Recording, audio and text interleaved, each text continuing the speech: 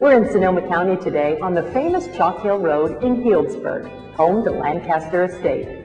I'm sitting in the estate library located within their caves.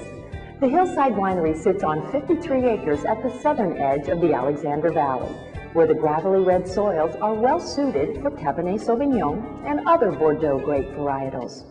The winery has state-of-the-art temperature-controlled caves, a complimentary tasting room, and a visitor center for tours. Lancaster Estate was founded by Ted Simpkins in 1995. I always wanted to live in the wine country. It's so beautiful and it's so nice. And I spent a lot of years touring the wine country in California, around the world, and found this little spot. I knew it immediately when I drove the driveway, saw the hill, said someday I want to put a house up there, and here I am. Although Ted has climbed the ranks and succeeded in the big business of the wine industry, he still keeps his winery a mom-and-pop operation. Well, in 1995, when my husband bought the property, his original vision was just to have a winery. And here we are 10 years later, and we actually got married here on the property. And we've built our dream home on the property. And now we're raising our twin daughters here. Lancaster also has another trait that has now become a new trend in wine: leadership by women. We have a fabulous winemaker named Jennifer Higgins, who came to Lancaster Estate in 1999. She has a degree from UC Davis in biochemistry, so she really understands the technical aspects of winemaking, but she really has a palate that is second to none. I think women have a special palate, and they can pick up things that maybe some men can't. I think it plays big in the wine business. It's farming, it's agriculture, it's growing things, it's making things, and I think they're just terrific at it. And with all the success and great wine Ted has tasted throughout his many years, he still finds simple pleasure in drinking a glass of fine wine. For me, the best glass of wine is Sunday nights. We put our kids to sleep. The winery is closed on Sunday. No one is here. We have a quiet dinner at home, and a glass of wine on the deck is the best. We'll learn more about Lancaster later in the show. But now, here's this week's quiz. Have you ever heard the term moonshine? Well, it's used to describe homemade liquor. So our question, where did the term moonshine come from? And besides liquor, what other industry came racing out of the stills? We just gave you a clue, so think about it. We'll answer it later.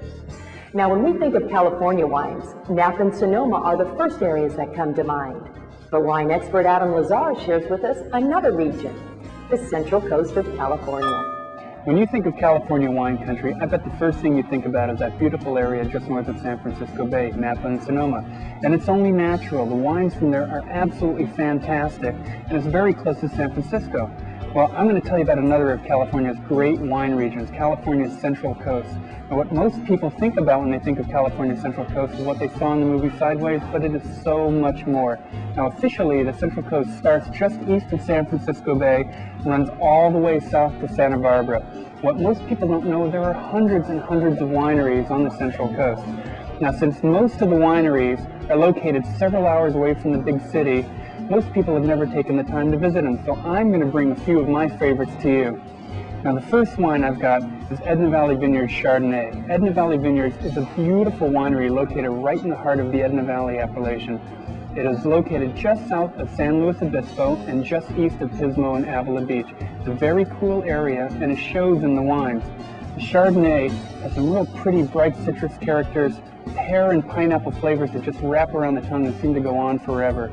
I'm going to head a little farther south to Beckman Vineyards. Beckman Vineyards are specialists in the Rhone varieties, that is Syrah and Grenache, for example. It's located in the Santa Ynez Valley, which is another appellation near the town of Los Olivos.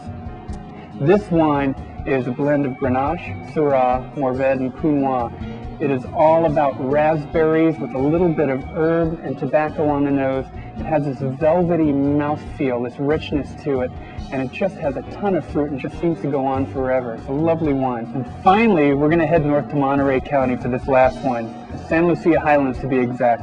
Now, the Santa Lucia Highlands appellation is a 17-mile-long strip of land at the base of the Sierra de Salinas mountain range on the western side of the Salinas Valley, and it is home to some of the world's best Pinot Noirs. Right in the heart of the appellation is Passagna Winery. Steve Pisano is the winemaker and the owner, and he crafts some absolutely fantastic wines. This is a serious Pinot Noir. It is all about black cherry on the nose, and it has layers and layers of cola and allspice and cinnamon flavors. It's a very big Pinot Noir, and in fact, it can stand up to a bunch of different types of game, such as venison and wild boar.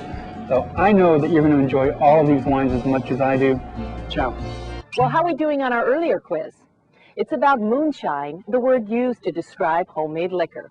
So our question, where did the term moonshine come from? And besides liquor, what other industry came racing out of the stills?